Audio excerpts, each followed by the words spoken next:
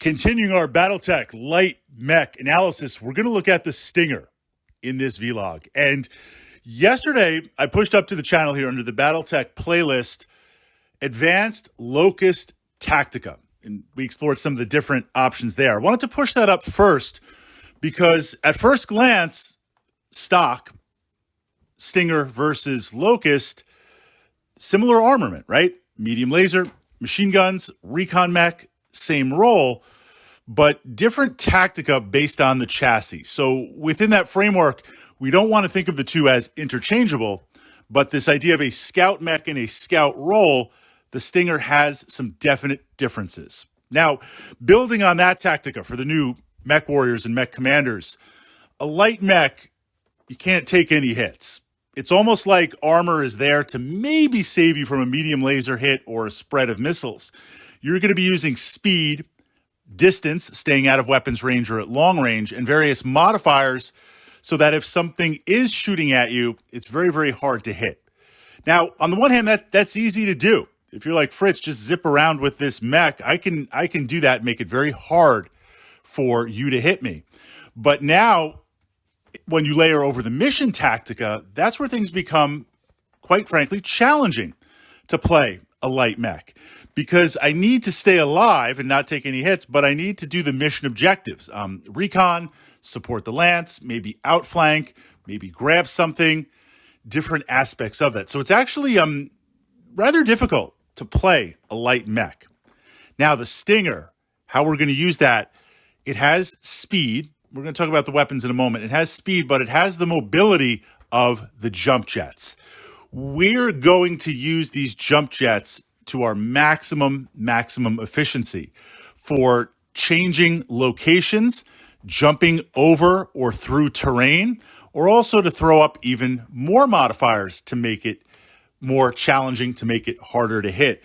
You're going to need to master the maneuverability of those jump jets to get you into a position to accomplish those mission goals and to get you out of trouble once your opponent fires back. Tactica, weapons. You've got the medium laser. This is just going to be your workhorse, right? You've got one, you don't have any redundancy. It's your primary weapon.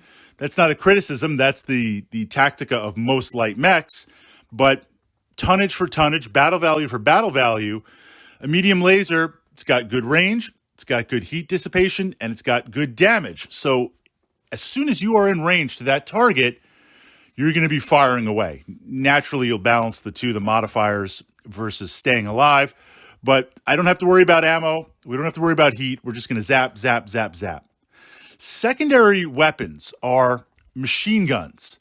Now, this is where we share some similarities with the Locust, but also we have a parallel contrast, and we're going to look at that next. The Stinger versus the Wasp. Machine guns versus an SRM pack. The machine guns here, very, very short range, but they're used against infantry.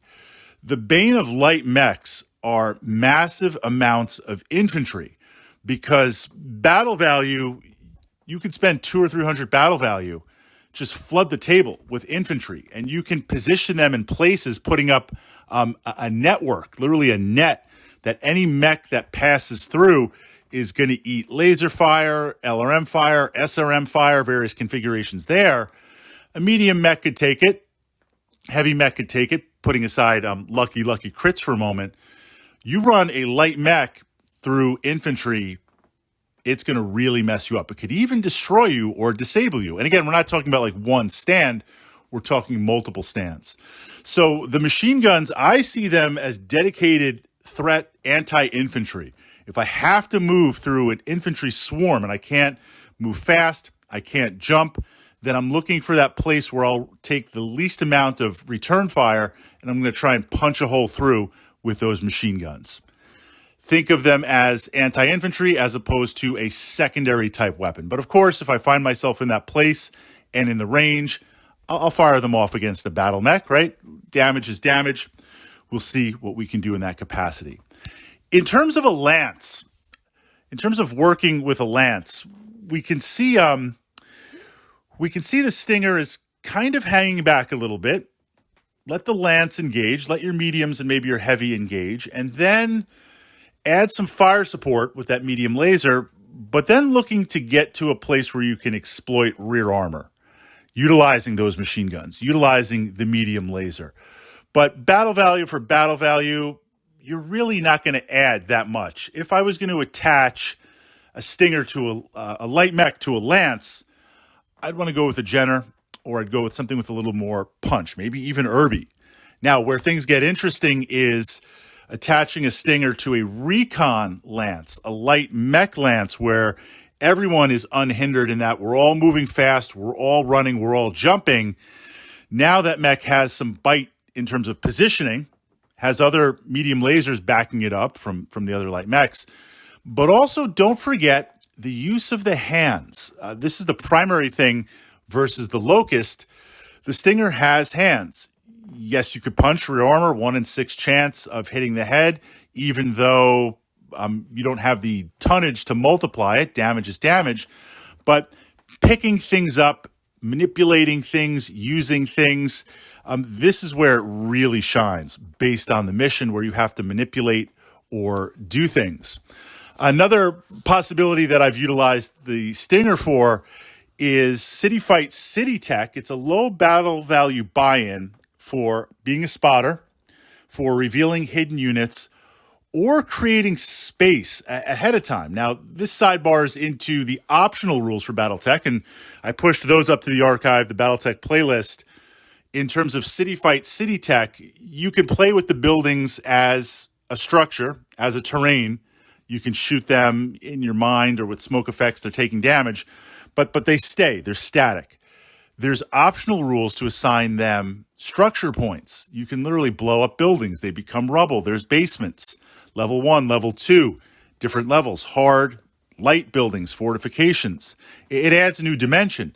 Sometimes as the game begins to evolve, ahead of time, you want to blow up some buildings to remove cover. You want to blow up some buildings to create an escape as you move forward. Having the Stinger with the machine guns and that medium laser and the speed and the jump, among other things, it can clear some stuff. It can utilize that. A light mech, a very popular mech, but different tactica compared to the Locust.